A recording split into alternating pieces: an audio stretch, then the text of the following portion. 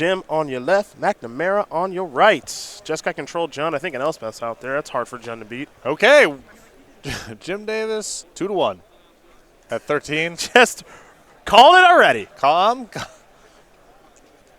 Drew Ancestral Vision has Cryptic Man in hand. Those are hard cards for John to beat. Take a quick scope of the battlefield, in which Jim has Elspeth, Sun Champion on 5 counters, 3 soldiers on the battlefield, a bunch of lands out there, including a Field of Ruin and 2 Celestial Colonnades. Supreme Verdict, Engineer Explosives, Ancestral Vision, and Cryptic Command in hand for Daniel McNamara.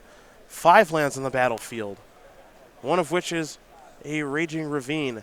Scavenging Ooze and Bloodbraid Elf will be blocking those soldier tokens that are attacking, which means Jim is going to be casting Supreme Verdict to clear up the battlefield after he got his lone point of damage in. Elspeth, Sun Champion will go up. 3 more soldiers will enter the battlefield, suspending Ancestral Visions. Jim is doing just fine. A head short, a head long. Yes. And a lot on both fronts. McNamara does have a Bloodbraid Elf to play. It's going to have to be a pretty good Cascade trigger. It's a Maelstrom Pulse. That's the start. That's the hit. Tarmogoyf is not. But that will enter the battlefield, of course. He's still going to cast it. Bloodbraid Elf will attack, double block with the soldier tokens.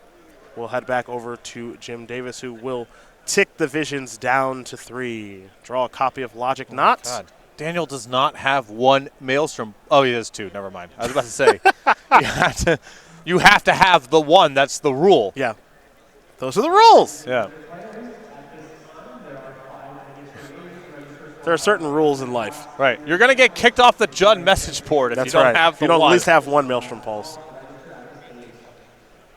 Tarmogoyf is a 6-7 at the moment. Acceptable numbers. 1 Maelstrom Pulse. 2 Maelstrom Pulse. 1 Maelstrom Pulse in the main, 1 Maelstrom Pulse on the board. Not 0, not 3. Don't even think about 4. Don't even think about 4. Your IP will be banned. Right. We've been over this. Players making sure they've got Tarmogoyf sizing correct. Jim going to place 3 more soldiers on the battlefield there via Elspeth, and perhaps we'll see Elspeth and Champion go ultimate here in a bit. It's been a minute since we've seen that. But it is a position that Jim is very familiar with. Nah, that gets the game over with too soon, and I want that Ancestral to come off. You're gonna bring it in. Slow it down. Yeah. Tarmogoyf will be chump blocked there by a soldier token. I mean, you don't know. You just gotta wait. Looks like we may have a Huntmaster of the Fells here in just a moment. Ooh. Ooh. Yeah. That's a hard way to do it. Yeah. It's a hard way to do it. Well, you know that Jim doesn't cast spells in his turn or whatever. You get that thing to flip.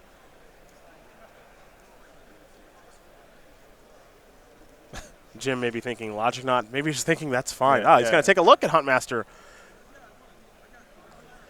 The old 4-mana 2/2. Whenever this creature enters the battlefield or transforms into Huntmaster of the Fells, put a 2/2 green wolf creature token on the battlefield, and you gain 2 life. At the beginning of each upkeep, if no spells were cast last turn, you get to transform Huntmaster of the Fells. Do we have the other side?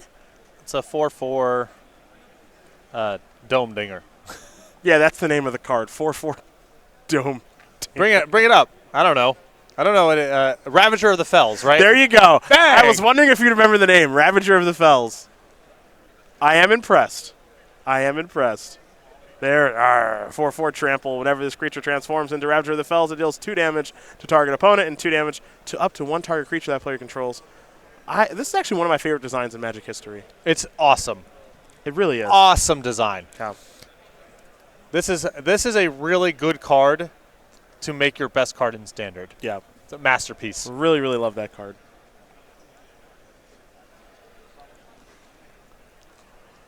Yeah, if you had to choose between Huntmaster of the Fells or let's say Search for Azcanta, I would go with Huntmaster of the Fells as the place to put the points. It's a fun play experience, too.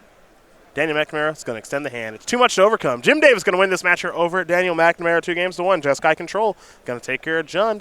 Both Davis and Rossum 9-1 here in Minneapolis with the very powerful blue-white-red control deck. Has looked dominant on camera. Davis, I think, with a really good setup for mid-range matchups.